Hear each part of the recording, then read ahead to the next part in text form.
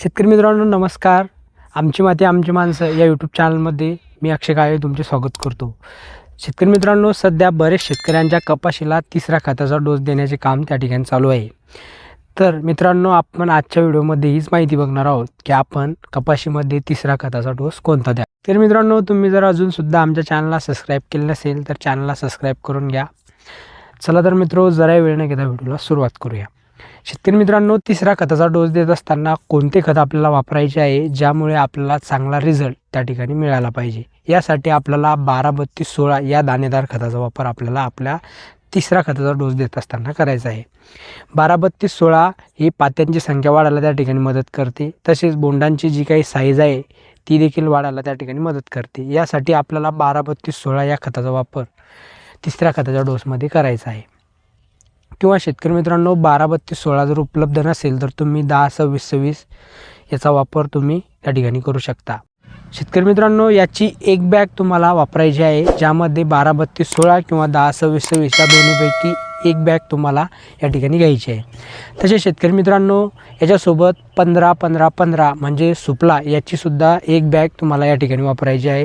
सुपला हे आपल्याला कपाशीमध्ये हिरवेपणा आणण्याचे काम करते, तसेच कपाशीची वाढ होण्यास त्या ठिकाणी मदत करते आणि एकंदरीत फुटव्यासाठी सुद्धा फायद्याची त्या ठिकाणी ठरू शकते. तर यामध्ये मित्रहो, कपाशीची पाने पिवळी पडू नये, कपाशीवर सतत हिरवेपणा टिकून राहण्यासाठी मॅग्नेशियम सल्फेटचा आपल्याला या ठिकाणी वापर करायचा आहे. मॅग्नेशियम सल्फेट कपाशीमध्ये अत्यंत फायद्याची ठरते. याचा वापर करत असताना आपल्याला 25 किलो 1 एकरासाठी आपल्याला याचा वापर करायचा आहे. आणि शेतकरी मित्रांनो, तुम्हाला सागरिका दाणेदार हे खत 10 किलो प्रति एकरासाठी याच्यासोबत वापरायचे आहे. सागरिकामध्ये मायक्रोन्यूट्रियन्स असतात आणि ते पिकाला त्या ठिकाणी मिळून जातात. अनेक वेळा मायक्रोन्यूट्रियन्सची कमी जर पिकाला पडली तर कपाशीची पाने पिवळी पडतात, कपाशीची फांद्यांची गळ होते, यामुळे कपाशीची वाढ होत नाही.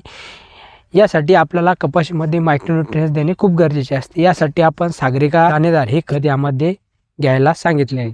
या सांगितलेल्या सर्व खतांचे व्यवस्थित असे एकत्रित करून तुम्हाला या खताचा तिसरा डोस द्यायचा आहे, ज्यामध्ये तुम्हाला 12-32-16ची एक बॅग, 15-15-15 सुपलाची एक बॅग, त्याच्यासोबत सागरिका खत दाणेदाराची एक बॅग, या सर्वांचे मिश्रण करून माती आड दिले तर उत्तमच राहील, जेणेकरून अधिक लवकर ही खते आपल्या कपाशीला लागू पडतील आणि चांगला रिझल्ट आपल्याला त्या ठिकाणी भेटेल.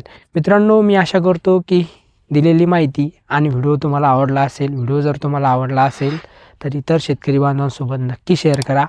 तुम्ही जर आमच्या चॅनलवर नवीन असाल तर चॅनलला सबस्क्राईब करा.